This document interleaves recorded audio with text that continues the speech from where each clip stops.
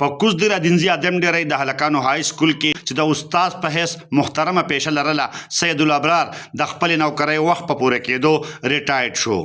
د سید الابرار د ریټایرمنټ په سلسله کې د سکول پرنسپل ایاز خان په مشرۍ کې د یوې دستورې تابع شوی وه چې پکې د سکولونو پرنسپلانو، استادانو، سیمې مشرانو او سکول ماشومانو په ګڼ شمېر کې شرکت کړی و. دستوره کې د سکول پرنسپلانو، استادانو، ماشومانو او سیمې مشرانو، حلیمه اسد په شمول بهر نه راغلي نور میلمنو ریټایرډ کېدونکي استاد سید الابرار ته د هغه د تعلیمي خدماتو اعتراف کې قسمه قسم تحفې ورکړې او هارونه ور په غاړه کړه. دستورې ته په خپله وینا کې د دستورې مشر میلمه پرنسپل ایاز خان، ریټایرډ ډسټرکټ ایجوکیشن افسر سعید خان، های سکول وسکی پرنسپل بهادر زیب، ریټایرډ پرنسپل ګل رحمان، پروفیسر احتشام الحق، بخجهان حسرت، عزیز الرحیم او نور د حصول علم دپاره د استاد په اهمیت رڼا واچوله. او په دې سلسله کې د نوکرۍ وخت پوره کېدونکي استاد سید الابرار د کردار ستاینه وکړه.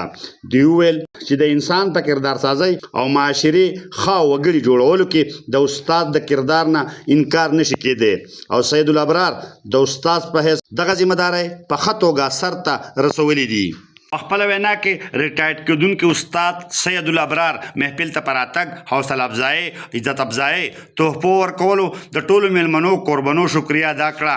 د ده وینا وه: ټولو ماشومانو ته زما د طرفه دا یو پیغام دی چې خپل محنت کوئ، خواري کوئ، کوشش کوئ او دومره خواري وکړئ چې سبا د ستاسو نه غټ انسانان جوړ شي او الله پاک ستاسو نه روان ژوند هغه ښایسته کړي او د قام او د معاشرې لپاره یو ښه فرد جوړ شي. د ټولو مېلمنو یو ځل بیا زه شکریه ادا کوم. د کلي د څومره تنظیمي تحفظ ملګري دي او څونه د بهر نه راغلي پرنسپلان دي او کوم کلاس 4 حضرات چې هغوی خدمتونه کړي دي، د دې ټولو زه د زړه د تل نه شکریه ادا کوم او الله پاک د دې لپاره د دې اجر ورکړي. او زه ډېر کمزور یم، د دې هغې اجر نشم ورکولی. الله پاک د دې لپاره هغې اجر ورکړي.